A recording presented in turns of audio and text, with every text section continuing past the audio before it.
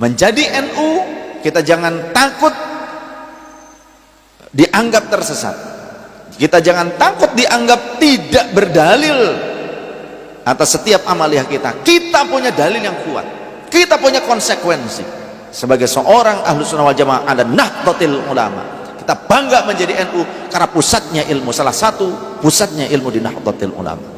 Kita bangga dengan NU karena untuk menjadi ulama di NU syaratnya ketat sekali. Bahkan para ulama dunia banyak yang menyamakan Nahdlatul Ulama dengan lembaga pendidikan Al-Azhar Kairo. Dalam apa? Ketatnya manhaj pendidikan Ahlussunnah wal Jamaah di Nahdlatul Ulama. Makanya orang ingin jadi ulama baru belajar gitu, akhirnya baru sedikit ilmunya, ngantri ingin disebut ulama di NU gak kepake, akhirnya loncat cari yang instan supaya jadi ulama dan ustad.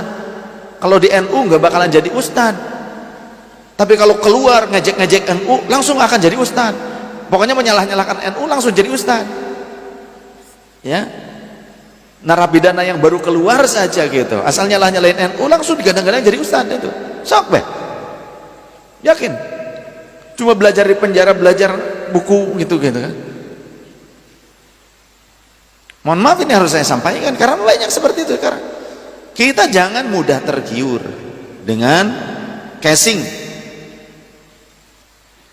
Kadang juga saya dengarkan orang-orang yang dibesar-besarkan supaya umat itu menjadi merujuk kepada mereka. Ternyata mereka itu banyak yang juga dalam bahasa pembacaan Quran saja, dalam membaca Al-Quran saja belum benar makharijul hurufnya, belum paham sifatul huruf, belum paham apalagi tentang ulumul Quran. Ulumul Quran itu enggak cuma tahfizul Quran, hafalan Quran, bukan cuma itu, bukan cuma terjemah. Nah, kalau ada orang ngaku langsung pada Al-Quran dan Sunnah. Nah, sekarang yang mencatat kitab Sahih Bukhari siapa? Apa langsung sahabat? Dari zaman sahabat sudah ada Sahih Bukhari gitu? Enggak ada. Rasulullah pernah mencatat Sahih Muslim? Pernah? Enggak pernah.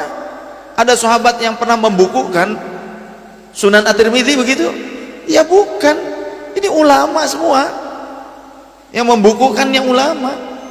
Ilmu mustalahatul ahadits, ilmu mustalahatul ahadits itu baru ada tahun 340-an Hijriyah.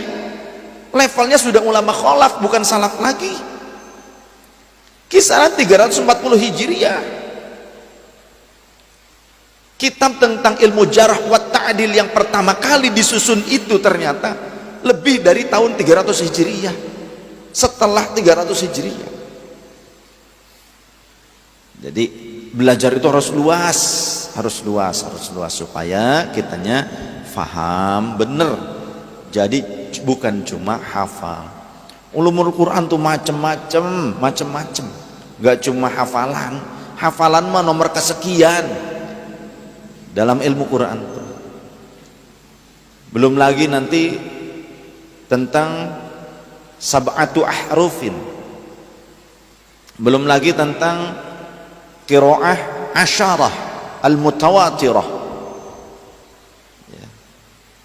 Antara perawi sahabat yang satu dengan sahabat yang ini ada sedikit perbedaan bacaan di dalam Al-Quran, itu Quran apalagi.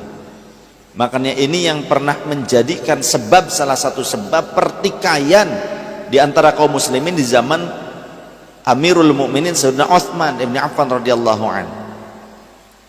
Sehingga Sayyidina Utsman mengumpulkan semua mushaf yang berbeda-beda qiraah. Tokoh-tokoh tabi'innya dikumpulkan semua di Madinah, mushaf dibakar.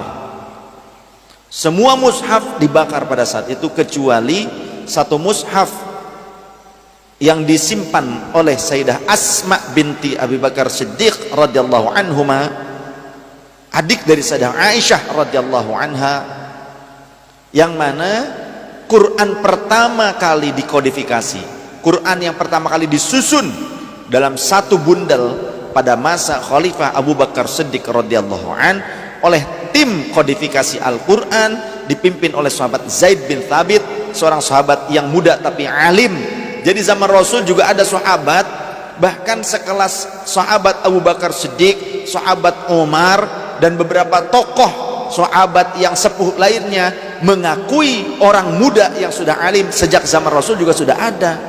Jadi kalau kita melihat, menyaksikan ada orang yang masih muda tapi alim, Imam Syafi'i itu ternyata alim sejak muda, jadi nggak harus pakai tua, tapi kita tetap harus juga mencari, mau belajar ilmu kepada yang sepuh-sepuh.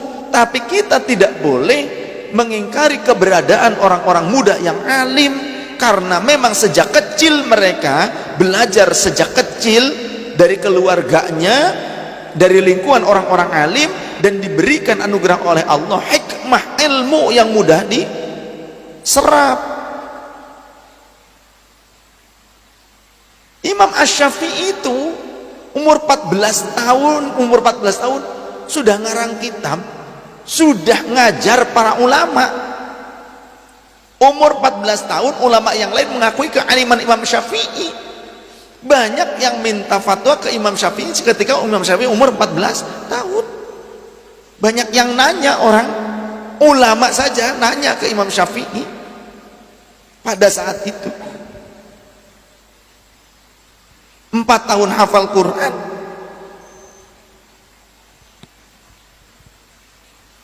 Ya. 7 tahun sudah hafal kitab Al-Muwatta Imam Malik. Jadi kalau ada orang yang alim, ya diberikan keistimewaan oleh Allah. Ada-ada saja. Ada yang seperti itu.